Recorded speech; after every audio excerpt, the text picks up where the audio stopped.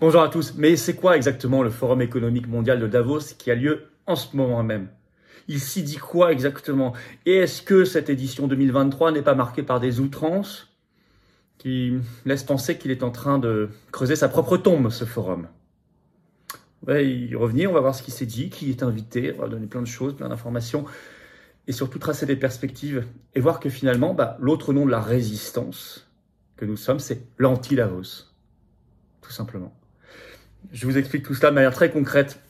Vous allez voir, c'est intéressant. Je pense qu'on va tous apprendre beaucoup de choses dans cette vidéo. N'hésitez pas à la faire circuler, notamment en vous abonnant à cette chaîne YouTube. Le petit bouton en dessous, vous cliquez sur s'abonner. C'est gratuit, bien sûr, c'est instantané. Merci à ceux qui se sont abonnés récemment. Merci à ceux qui vont faire ce petit effort, tout petit, mais vraiment important. Parce que ça va permettre à nos vidéos d'être plus recommandées, plus visibles par des gens qui ne nous connaissent pas encore. Et puis, on va atteindre les 500 000 abonnés. On fêtera tout ça ensemble, comme il se doit, bien évidemment. Vous savez que je suis jeudi 26 janvier dans les Vosges. Vous écrivez si ça vous intéresse. Tour de France de la Résistance le jeudi soir. Réservation, information. Vous écrivez à référent88, tout collé sans accent, @les-patriotes.fr. La semaine d'après, jeudi 2 février, je suis en Sarthe, référent 72, @les-patriotes.fr. Voilà, je vous attends. Je vous attends aux patriotes. Je vous attends dans le combat. Le combat qu'on mène, l'anti-Davos, je dis, il est beau. Ça, c'est la carte anti-Davos, vous voyez. C'est un beau combat. C'est un beau combat de libération. C'est un beau combat de libération de notre humanité, de notre France, belle, indépendante, éternelle, libre. C'est un combat pour nos libertés, pour notre dignité humaine, pour les générations qui viennent. Et c'est un combat qu'on mène face à l'oligarchie dans un joyau qui est ce mouvement Les Patriotes, qui lance des ponts à toute la résistance. Si vous reconnaissez dans cette philosophie, dans cette dynamique, il faut venir. Il ne faut pas rester à côté. Moi, j'ai besoin de vous. Je vous le dis clairement, on n'a aucune aide. Et je crois que vous avez besoin de sortir parfois d'un certain isolement ou un sentiment d'isolement. Le lien pour adhérer, donc, ou reprendre votre adhésion annuelle, c'est là plus d'1 an, pensez-y. Adhérer ou réadhérer, c'est le même lien. C'est le premier lien sous la vidéo en description. C'est également un lien en commentaire épinglé. Il sera également dans les dernières secondes de la vidéo en cliquant sur votre écran. Sous la vidéo en description, le deuxième lien sera pour faire un don de soutien aux patriotes. Je dirais que c'est assez vital pour faire tout ce qu'on fait, tout ce qu'on produit, puisqu'on n'a pas eu 1 euro de financement public, on n'a pas d'aide des banques. Donc, si vous voulez, sans ça, on peut rien faire du tout. Et en plus, les dons supérieurs à 500 euros, on a ajouté des avantages, services personnalisés, vous allez voir sur le site des Patriotes. Mais dans tous les cas, c'est défiscalisé aux 2 tiers pour vous, comme l'adhésion et la réadhésion.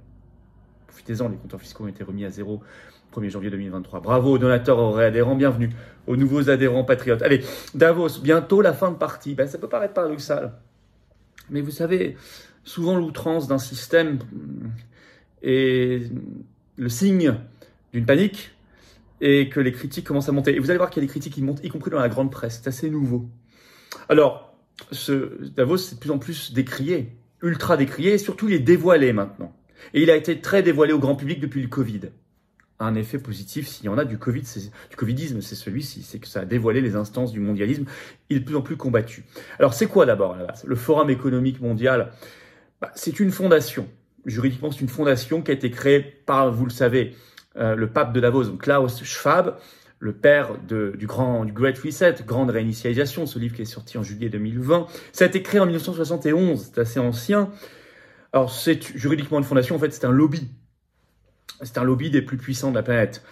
Son siège est à Genève, en Suisse. Son idéologie, je ne fais que citer la page Wikipédia officielle. Je cite, il y a deux mots, mondialisme, plutocratie.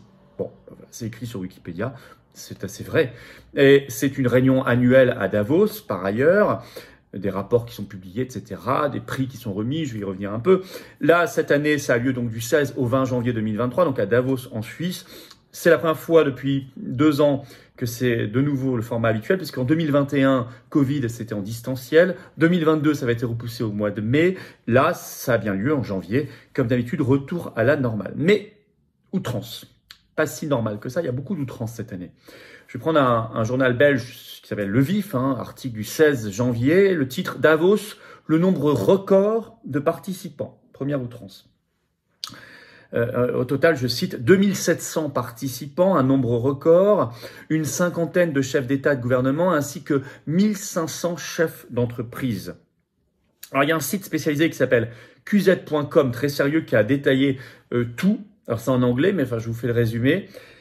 27,2% des participants sont américains, largement la première nation représentée. Ensuite, c'est les Suisses, on est chez eux, 9,6%. Royaume-Uni 9,1%, Allemagne 4,2%, la France est 8e avec 2,6% des participants.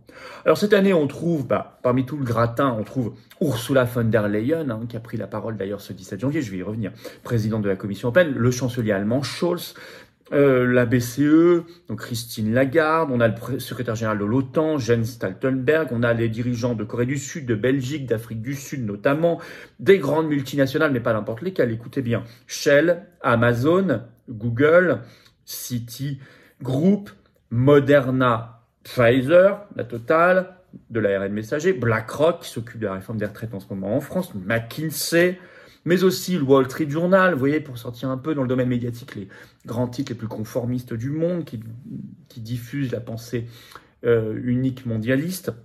Et d'ailleurs, ce site spécialisé QZ nous dit, parmi les délégations les plus fournies pour les entreprises, il y a BlackRock, il y a Google, il y a McKinsey, qui sont dans le top 10 des délégations les plus représentées. Bon, c'est tout le gratin mondialiste.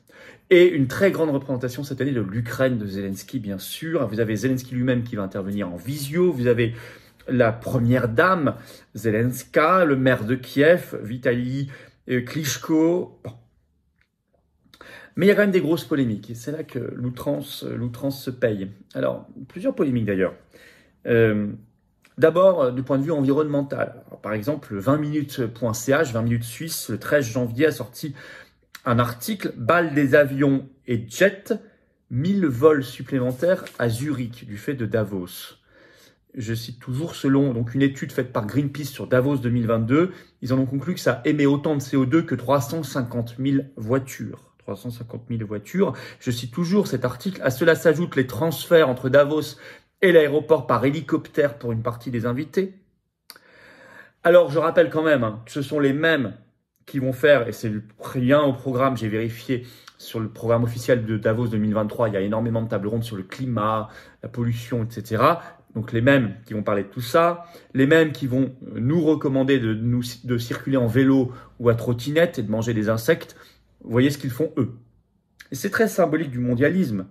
Il reste des libertés pour une toute petite minorité et la grande masse, les gueux, plus rien. Des passes carbone, passes sanitaires, passes climatiques, passes énergétiques, etc. Deuxième polémique, la sécurité. C'est carrément l'armée suisse qui sécurise. Article du journal suisse Le Matin, le 9 janvier, je cite, jusqu'à 5000 soldats pour la sécurité du Forum économique mondial à Davos. L'armée suisse, d'ailleurs, son groupement de défense a publié un communiqué, je vais vous en lire un extrait, c'est assez édifiant. Je cite, une partie des personnes engagées sera présente du 16 au 20 janvier directement sur le lieu de manifestation à Davos. L'autre partie protégera les infrastructures et fournira des prestations sur l'ensemble du territoire suisse dans les domaines des forces aériennes, de la logistique et de l'aide au commandement, précise le groupement de la défense. On a raison, c'est un état de siège. Bon, ça fait polémique aussi quand même. Alors, à connaître, à Davos, il y a dans Davos, dans ce Forum économique mondial, un programme des jeunes leaders mondiaux, des Young Global Leaders, qui sont nommés par promotion annuelle. Vous retrouvez sur weforum.org, vous avez toutes les promotions. Alors par exemple, la promotion 2022 des jeunes leaders mondiaux, ils sont âgés généralement de 30 à 40 ans, c'est la condition, et ils sont un peu partout. Il y a plusieurs rubriques. Monde, je cite les rubriques, monde universitaire et think tank, art et culture et sport. Nous avons également le business, je cite une catégorie société civile, médias, personnalité publique, entrepreneuriat social. 7 catégories, partout. Alors, une caractéristique de ce forum 2023, c'est une volonté de faire peur, de casser le moral. Ça a même été noté par des articles de presse. C'est très visible. Alors vous savez pourquoi, le but, la peur entraîne une soumission plus facile. Et donc l'acceptation du contrôle, de la surveillance et des restrictions de liberté plus facilement. Il faudrait entretenir la peur. Je veux citer cet article qui est sorti dans l'Obs ce 17 janvier. Le titre, les sombres prédictions du docteur catastrophe, l'économiste Nouriel Roubini, qui sonne l'alerte maximale, je cite. Il vient de sortir un ouvrage où il évoque 10 méga menaces. Et, dit l'Obs, il ira le présenter au sommet de Davos qui s'ouvre cette semaine, donc en ce moment. Je vais revenir un peu. Par ailleurs, précise l'Obs, le rapport 2023 du Forum économique mondial de Davos sur les risques globaux constate le retour de risques anciens, je cite toujours, sur lesquels nous croyions avoir fait d'importants progrès. Et donc, ils vont donner tapis rouge à Roubini, le docteur catastrophe, qui vient parler ici de ces 10 méga menaces, alors parmi lesquelles les conflits générationnels, mais aussi un monde qu'il décrit, comme je cite, où une minuscule élite gagne et où tout le monde perdra. Perdra son emploi, ses revenus, sa dignité. Ah, joli programme.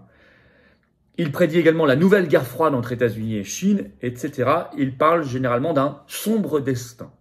Bon, on voit quand même assez bien la manœuvre. Je ne dis pas qu'il n'y a pas de problème, il y en a beaucoup malheureusement. Mais bon, là, si vous voulez mettre l'accent à ce point, c'est évidemment l'entretien et l'excitation de la peur avec des arrière-pensées derrière. Sachant que ce monde-là qu'ils décrivent de méga menaces, c'est leur monde. C'est le fruit de leur idéologie, de leur politique imposée au gouvernement. Et d'ailleurs, ils veulent continuer, puisque ce 17 janvier, Ursula von der Leyen, présidente de la Commission européenne, s'est exprimée, a été seule dans une adresse spéciale, elle avait Klaus Schwab à côté, et elle a fait un discours très belliciste d'entretien de la guerre, disant par exemple qu'elle soutiendrait l'Ukraine de Zelensky aussi longtemps qu'il le faudra. Mais jusqu'à quoi? L'anéantissement général du continent? L'appauvrissement total du continent? Vous avez eu le même jour un discours de la première dame ukrainienne, Olena Zelenska, dans une adresse spéciale, et vous aurez une intervention spéciale de Zelensky lui-même en visio. Et puis vous retrouvez dans les, j'ai regardé allez voir, le programme officiel 2023 Davos, des obsessions dans leur table ronde. Par exemple, vous avez des tables rondes sur les monnaies numériques de banque centrale. Ah, le fil à la patte. Allez voir ma vidéo sur l'euro numérique si vous n'avez pas vu, et notre entretien que nous avons fait récemment sur les crypto-monnaies. Il y a plusieurs tables rondes sur le métaverse, notamment une sur le métaverse pour tous. Vous avez également plusieurs tables rondes sur les pandémies. Alors, vous en avez une, par exemple, avec le PDG de Moderna, M. Bancel, sur l'état de la pandémie. Vous en avez une le lendemain sur la prochaine pandémie, cette fois avec Bourla, le PDG de Pfizer, mais aussi avec Tony Blair. Bourla préférant aller là plutôt que se rendre au Parlement européen pour parler de ses SMS échangés avec Ursula von der Leyen. Vous en avez une autre de table ronde sur la nouvelle normalité, le New Normal. Bon, tout ça, ce sont les obsessions mondialistes. Alors, j'ai envie de dire en conclusion, bien sûr, nous devons être, nous sommes l'anti-Davos, c'est-à-dire la résistance, c'est-à-dire les peuples, la souveraineté, la liberté, le bien commun, une humanité humaine, le service public, le génie créatif humain, plutôt que l'esprit spéculatif et la profitabilité à tout prix. Mais ce qu'il faut noter quand même, ce sont les outrances et la montée des critiques cette année, très fortement. Parce que ce forum est dévoilé. Il y a des millions de Français, par exemple, qui n'avaient jamais entendu parler de Davos il y a encore 2 ans, qui connaissent maintenant. Il y en a encore tant qui ne connaissent pas, bien sûr. Donc faites circuler la vidéo, mais il y en a beaucoup qui connaissent. On sent que c'est dépassé, tout ça. On sent qu'il y a même un gros doute qui s'installe. Même la grande presse doute. Par exemple, Mediapart, 16 janvier, sort un article, le titre « le forum de Davos, toujours plus déconnecté de la réalité ». Même France Inter, 17 janvier, cette chronique, symbole d'une mondialisation dépassée. C'est intéressant. C'est intéressant, il faut continuer de faire porter nos critiques, de faire connaître tout ça et de montrer notre projet positif, alternatif. C'est tout ce que je demande dans cette vidéo, c'est déjà énorme. Faites circuler la vidéo, pour cela abonnez-vous notamment à cette chaîne YouTube, petit bouton en dessous, vous cliquez s'abonner, hop, c'est fait, c'est instantané, c'est gratuit, profitez-en après pour appuyer sur la petite cloche à côté, vous recevrez ainsi les notifications des futures vidéos, des futurs directs sur cette chaîne. Le futur direct d'ailleurs, vous le savez, c'est ce vendredi 20 janvier, tout simplement à 19 h sur cette chaîne. Et nous serons ensemble en direct, je prendrai vos questions en direct, on regardera tout ça. Voilà, je vous attends patriotes. Vous pouvez adhérer ou reprendre votre adhésion annuelle, cette carte orange, c'est l'anti-Davos, c'est la résistance. Pour adhérer ou réadhérer, si vous avez adhéré il y a plus d'1 an, vous n'êtes plus à jour, il faut réadhérer, c'est pas automatique. Vous pouvez le faire, vous soyez en métropole, outre-mer ou à l'étranger, partout, vous pouvez adhérer. On est grand, le plus grand mouvement souverainiste de France et de défense des libertés et de la paix. J'ai besoin de vous. Votre expérience, de votre conviction, votre force de cœur et d'âme. Le lien pour adhérer ou reprendre votre adhésion annuelle, c'est le premier lien sous la vidéo en description. C'est un lien en commentaire épinglé également dans quelques secondes en cliquant sur l'écran. Sous la vidéo en description, le deuxième lien sera pour faire un don de soutien aux patriotes. Puisqu'on n'a pas eu 1 euro de financement public, ça permet de financer nos actions. C'est défiscalisé aux 2/3 pour vous, comme l'adhésion et la réadhésion. Donc grand bravo aux réadhérents et aux donateurs. Bienvenue aux nouveaux adhérents patriotes. Vive la France.